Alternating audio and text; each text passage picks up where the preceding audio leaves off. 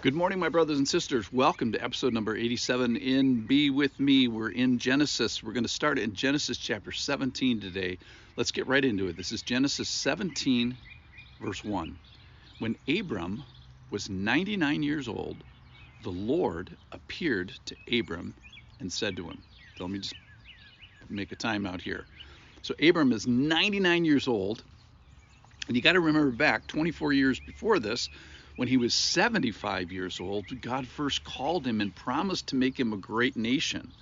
About 10 years into that, they were waiting not very faithfully, and he had already lied about Sarai. He's put her in sexual peril. He allowed Sarai to mistreat Hagar, and then they decided to sort of usurp this patient plan of God by impregnating their servant Hagar.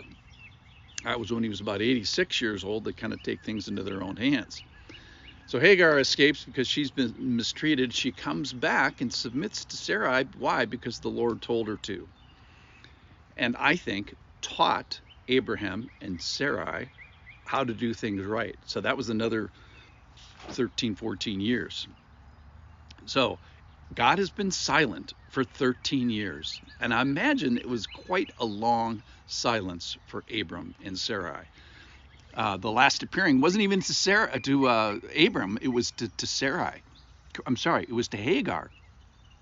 So now, today, the Lord shows up, and I'm sure that Abram responds, "Oh my goodness, I am so glad that you're still with me." And probably you had me at hello. You had me at Almighty. Okay, so let me start over. When Abram was 99 years old, the Lord appeared to Abram and said to him, "I am El Shaddai.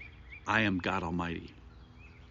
Walk before me and be blameless, that I may make my covenant between me and you and may multiply you greatly." Verse 3. Then Abram fell on his face. So the Lord appears to Abram and reveals himself to him in a new way. Now, Abram's response is so sweet. He fell on his face. You know, the presence of the Lord shows up, and God is doing something above Abram's pay grade. It's this relentless pursuit that God has. It's patient, though. And we see God leaning in here, just like he did at the Garden of Eden and at the Ark and in the battle of the five kings for the life of Lot. And God leans into Hagar. The short part of this is that we are seen and not forgotten. Abraham is seen and not forgotten. Just a pro tip for you, that when the Lord appears to you, decide to do this. You know, if I appear to you, fall down on your face. So this covenant is going to happen. What covenant are we talking about? We're talking about the Abrahamic covenant, which was basically of three things. God's presence, that's the most important thing, but also a people. I'm going to build you into a nation, and I'm going to give you a land. But basically, I'm going to be with you. Now, to commemorate this, the big point here today is El Shaddai.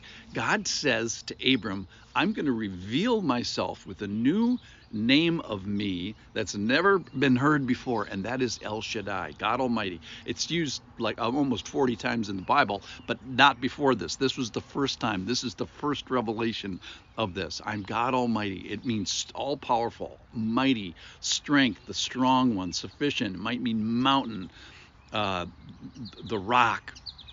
So for those of you who weren't born in the 80s, I would strongly recommend you to go to Amy Grant's song El Shaddai. It was on her Age to Age album in 1982, and it's a beautiful, simple song about this, and it's better than the podcast, trust me.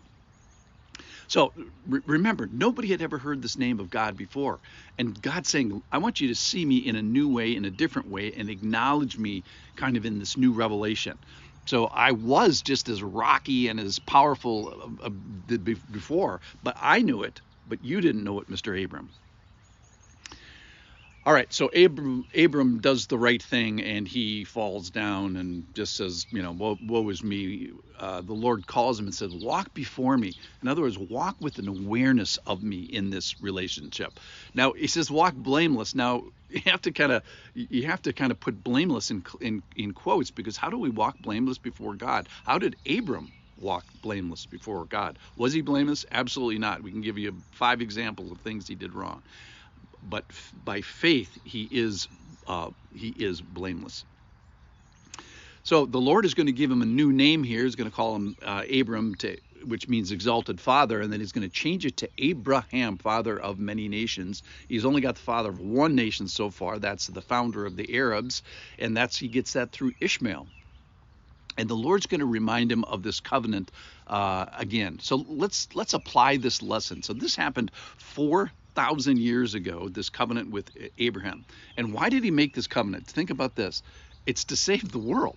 So he saves the world through the Hebrews 2,000 years ago. Then Jesus comes, and 2,000 years from then, 4,000 years from this event that we're talking about here today, we get a chance to respond in faith like Abraham did.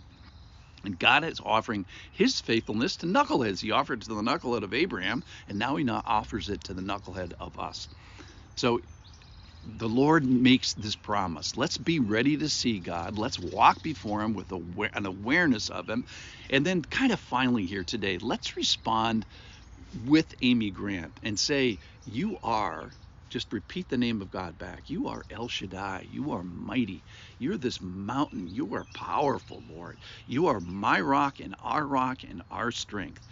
I would strongly recommend that you play your song and say, Lord, you're really big, you're powerful, you are the mountain, you are the God of my might. And here's practically, there's nothing, because you're so powerful, there's nothing that you can't do. And God is going to do the heavy lifting in areas that we just throw our hands up and say, we can't do anything about that, which is what? The burden of sin, the burden of justice, and the tragedy of death. Let's fall on our face in response to this. Lord, the mighty you are, the more on my face I'm going to be. I'm going to walk before you, but first I'm going to fall on my face. I'm so glad to see you. Go listen to El Shaddai. Thanks for listening.